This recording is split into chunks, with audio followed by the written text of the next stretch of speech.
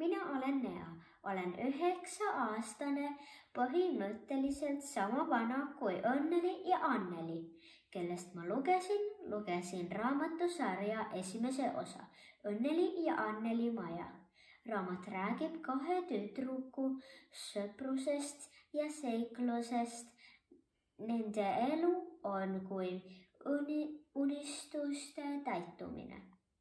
Mulle meeldis raamat väga, sest seal juhtus kogu aeg midagi põnevat. Mul oli väga raske õhtuti lugemine lõpetada. Kui lugesin lugu Õnnelist ja Annelist, siis oli mul tunne, nagu loeksin endast ja minu sõbrannast.